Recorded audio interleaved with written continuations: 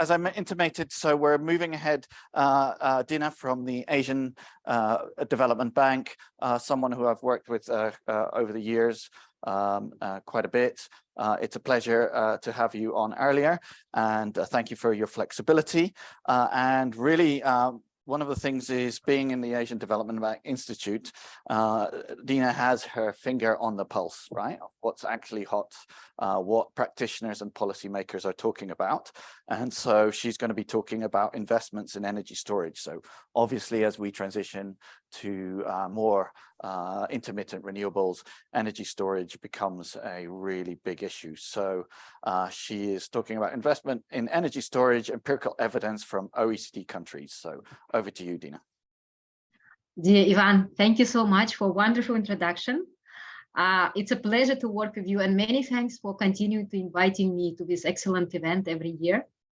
Yeah, one of the advantages, I think, to work at a multilateral international organization is to have feedback and to have the opportunity to talk to government and to make research demand-driven from the government from developing Asia.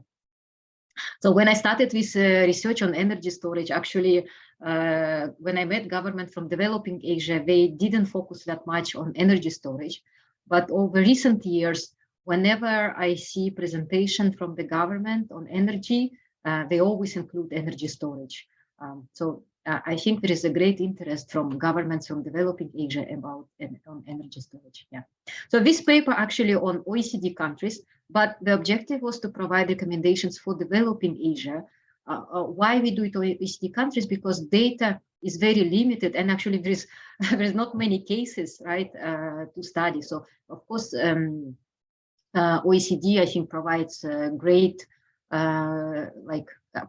we can learn from countries who reached already high share of renewables and who invested already in energy storage and provide these lessons to developing Asia. So like Ivan said, the main disadvantage of renewable energy, high share of renewable energy, once it reaches high share of renewable energy, then the intermittency and balancing becomes very challenging. And this was problem even for developed countries, but for developing even bigger problem, because many developing Asian countries, they have old infrastructure or low quality of energy infrastructure. Most energy storage technologies are immature comparing to, for example, to renewable energy. Solar and wind, they're now more mature technologies, but the energy storage technologies are less mature, require investments in research and development to improve performance. Also safety is very important, and in order to reduce cost. Good news that many organizations predict forecast that cost will fall dramatically by 2030 and then by 2050.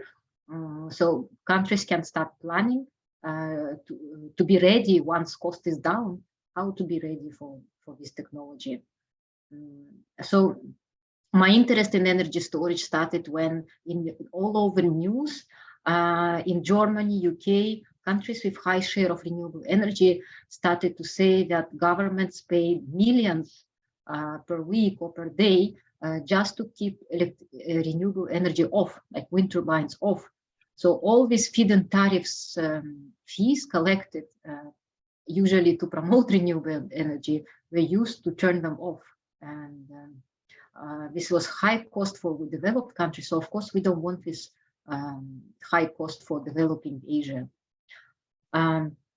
So technologies will need, as I said, energy storage technology particularly will need lots of investments from different sources because it's still mature. It requires research, it requires development. So when it's immature, it relies on government R&D investments, corporate R&D investments. Very hard to attract private investments.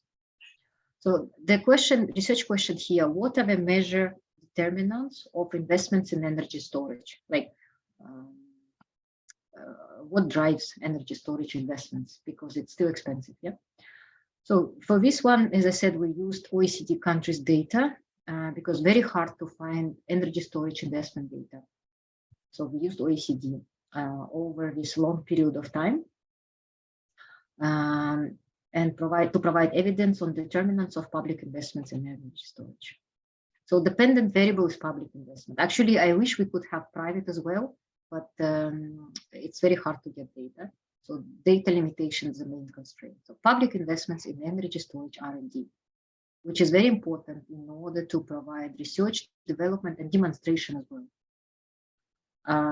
This includes the following storage technologies like hydrogen fuel cell, other power and storage technologies, other cross-cutting technologies and research. For independent variables, we included energy storage policies like fiscal policies, public investments, grants, etc.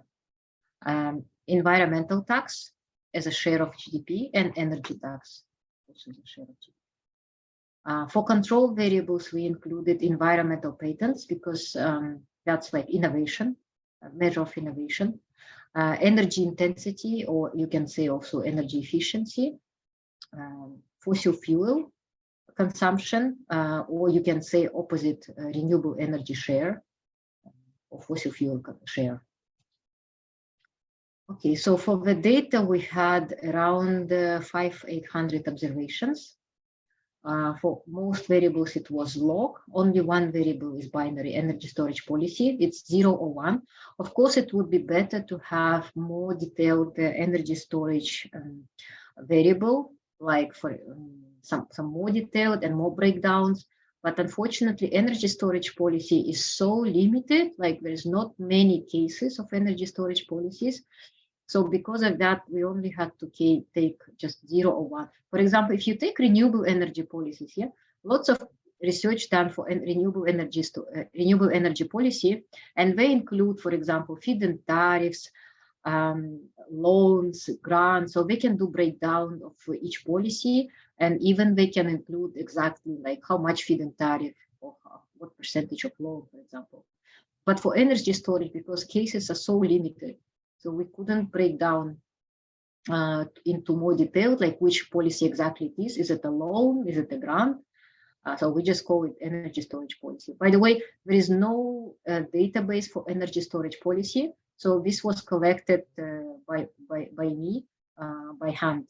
So for this energy storage policy, because if you want, let's say, renewable energy storage, renewable energy policy, that's energy efficiency policy database.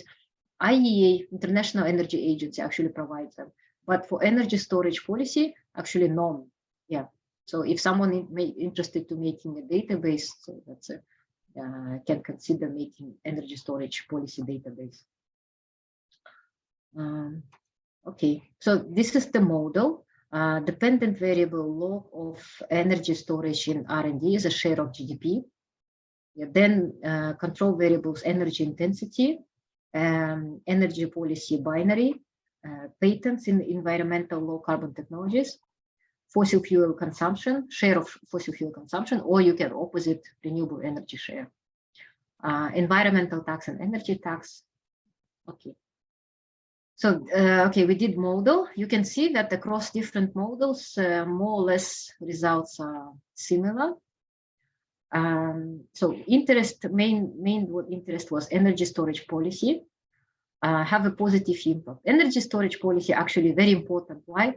Because when government implements this energy storage policy, it's a tough definition. What is taxonomy?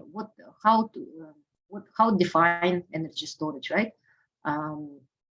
And all this maybe grants, loans, policies. So government will itself invest more after implementation of such policies. Environmental patent innovation is very important. So the more patents in a country, the more country will invest in storage. So innovation is important. Share of fossil fuel, as expected, negative impact on energy storage. Why? Because if country has high share of fossil fuel, and then means less renewable energy, then they have less intermittency, and they don't need storage that much. But as share of fossil fuel will decrease and share of renewable energy will increase, intermittency is greater, and then government will invest more. This is as expected. So for results, I think the most important result that yes, as fossil fuel that fossil fuel impact means that countries with greater share of renewable energy will invest more in energy storage. So how we can use this result? Okay, probably this is very intuitive, right? If country has more share of renewable energy, they'll invest more in energy storage. The usefulness of this result is that countries who plan high share of renewable energy, they need to budget investments in energy storage, in research and development also. So not only relying on private investments, but also adding to government budget the need to invest in R&D and energy storage. And increase it as share of renewable energy will grow, that need to be increased. So it's better for government to plan, because you know many countries actually committed to to certain share of renewable energy. They have, some of them have clear share of renewable energy. Some even say generally like net zero carbon by 2050 or by 2060. So I think government need to plan in their budget. So that's the implication. Innovation in low carbon technologies have very strong also impact. The countries which innovate more in low carbon technologies will invest more in energy storage. So in the 1% increase in environmental patent share, it will increase investment by 0.5% around. So here I summarize determinants of investments in renewable energy shares storage. So here, like the largest impact, the main determinant is fossil fuel. So fossil fuel is a measured determinant. So here, fossil fuel is the largest determinant. So countries, by just knowing share of renewable energy or share of fossil fuel, can expect how much they will need to spend on investments in energy storage. Then smaller impact innovations in low carbon technologies. So those countries who have more patents in low carbon technologies will spend more on energy storage. And the smallest impact, energy storage policy. Okay, that's the end of my presentation. Thank you very much. Okay.